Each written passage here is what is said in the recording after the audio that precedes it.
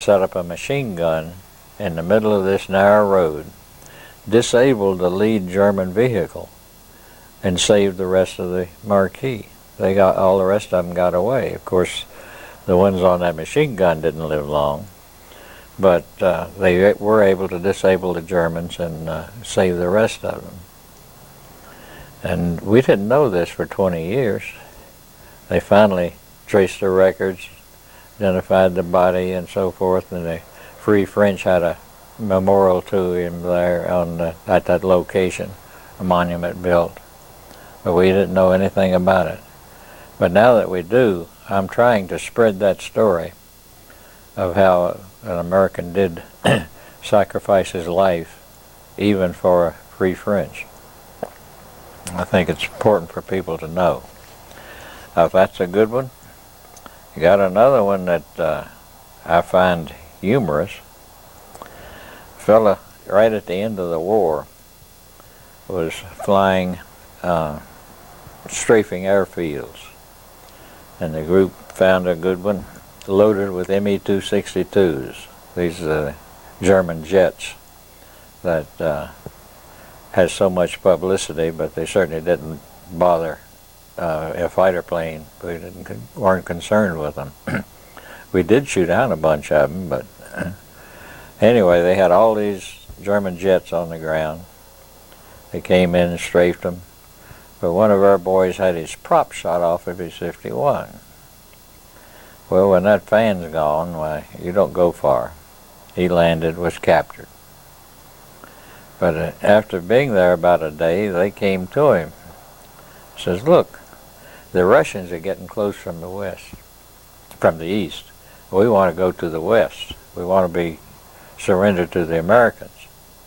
And he says, will you lead us out of here in the lead vehicle, waving a white flag? We'll pack everything we can that's valuable. We'll take to the Americans and cover it with white sheets and everything to show we're surrendering. He says, sure. So he got in the lead vehicle with the white flag and led them all the way back to the American line. He says, you know, there's one thing I always wanted and never got. And he said, can you imagine what it would mean if a headline in some big newspaper came out, lone Jewish fighter pilot single-handedly captures entire Luftwaffe base? That would have been a good one. He never got his headline. Of course, Obi's instructions on, they keep asking him how we learn combat training and everything. Obi says, well, that was easy. We had the best instructors in the world, the best of the Luftwaffe. They taught us combat. Another interesting thing that impresses some people, we were flying over Paris. We had a mission and the Germans were thick. We chasing them all over the houses and everything in France. Well, I finally started getting an advantage on 109, and he went down under the Eiffel Tower.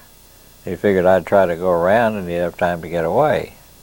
He was wrong. I was right behind him, right under that Eiffel Tower with him, and when it pulled up, I did get him. So, but people think that, but that's a huge space. It's not close at all. It's plenty of room to go into the Eiffel Tower. But it makes a good story.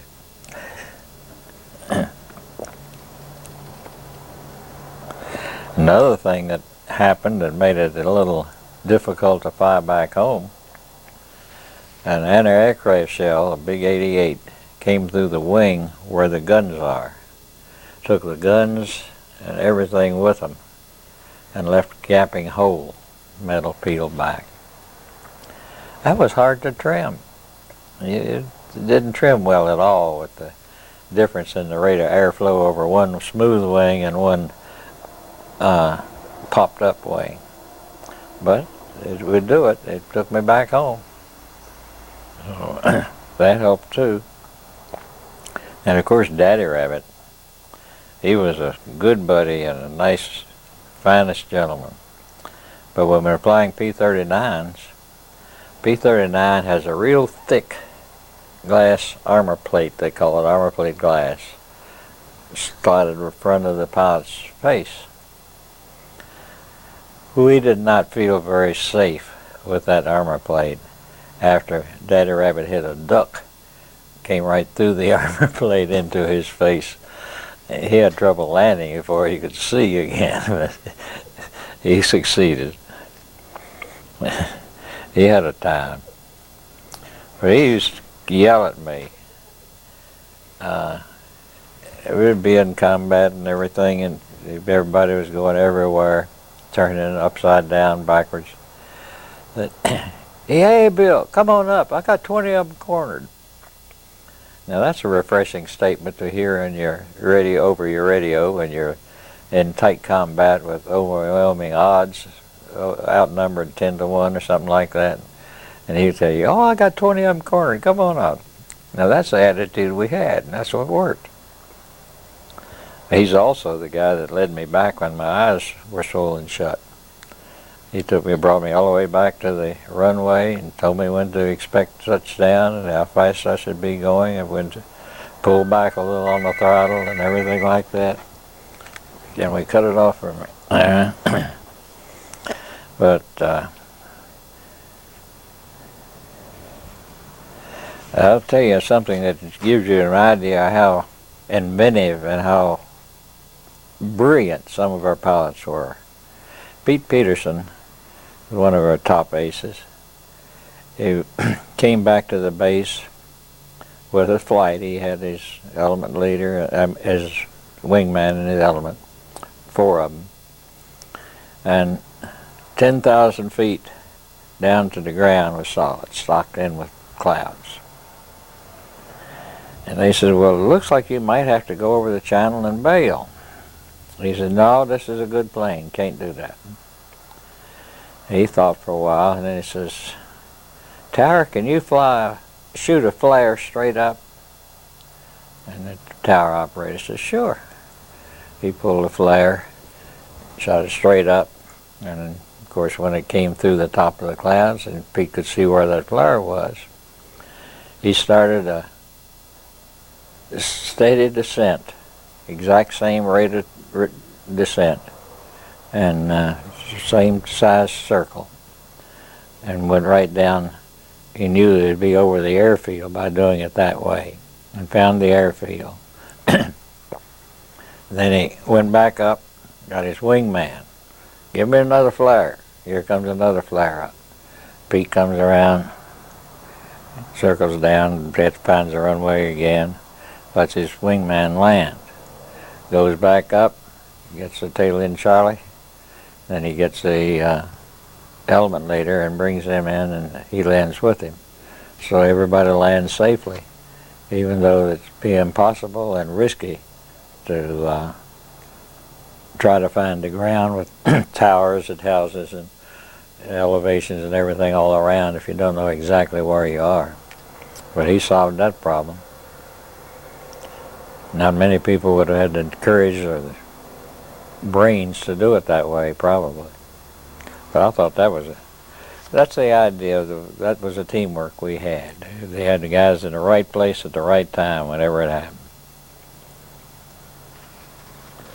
I was just telling you earlier about Curla, which I think is a nice story. I just found out about it lately. He was a replacement pilot in another squadron, but is a good friend of mine and a real fine fellow. We've been to Oshkosh together and trips like that. So he was a new rookie pilot flying the wing of his flight leader, and the situation got bad because the flight leader says, I'm going to be top cover. He's going to stay up here and make sure that nobody can come in on the rest of them from above, which is an important slot at times. But on this occasion, Curla sat there and watched the rest of the group having their hands full with enemy fighters. And it was, getting tough, and he was afraid that his fellows would be hurt. So he just peeled off and went down and he actually bent the wings of the 51. He had pulled so many G's when he went down so fast and pulled out to get right behind the 109, which he shot down immediately, and later got another one. Anyway, they came back to land. His flight leader walked into the squadron commander's office. Says, "This man disobeyed orders. I want him court-martialed immediately." Talking to John Curla.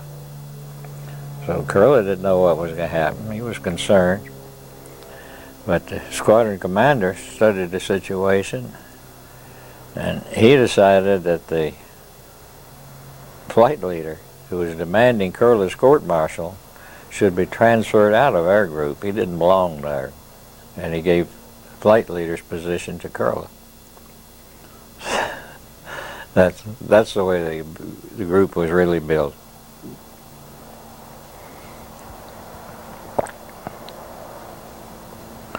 Another thing, they complained. I object to the fact that they complained so much. These fellows on the ground were always fussing at the pilots, fussing at the pilots.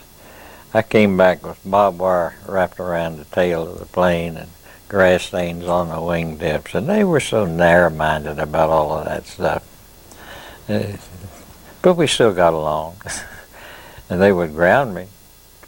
But the next day they needed somebody to fly a mission, and I'd be flying. So that was a kind of a slap on the wrist. It didn't mean anything. Got another story concerning Yeager and Teedy. Chuck Yeager, everybody knows, and Teedy was one of our pilots that flew 2 tours. He went back again and flew another tour with the group. But after the war, he was a captain on Eastern Airlines. Well, Chuck Yeager was a national figure by then. He'd broken the sound barrier, and everybody wanted to get his picture and with their company. So Eastern Airlines says, "Well, Yeager's going to have this. We're taking him on this flight." And one of his buddies is a captain on the plane. As soon as they land, we'll get some publicity pictures. Didn't work out so well. I got this story from Teedy and from Yeager, so the exact same story from both of them. But Teedy said, "I made the worst landing I ever made. I bounced that Constellation all the way in." Yeager came up and stuck his head in the cockpit and says, "Damn it, Teedy, you never did learn how to fly." So Teedy sat there in the cockpit until everybody was gone. He wouldn't get out for any publicity pictures. Nice aside for what happened after the war. Had enough? I got a couple more questions if you don't mind. Okay. How do you feel about your daily life in the Air Force? Was it constantly stressful, or did you enjoy it? I thoroughly enjoyed it. I love to fly. And we had an opportunity to get up in the air and fly. Well, I was happy. And the conditions, for instance, I mentioned it rained when there was no paving anywhere and mud knee-deep everywhere. And they came up with an order, dress uniforms for dinner every day. That kind of stuff was, gives you enough to bitch about and make sure that you're a good soldier by bitching all the time. So, but as far as being with the fellows and being able to fly, who could ask for anything better?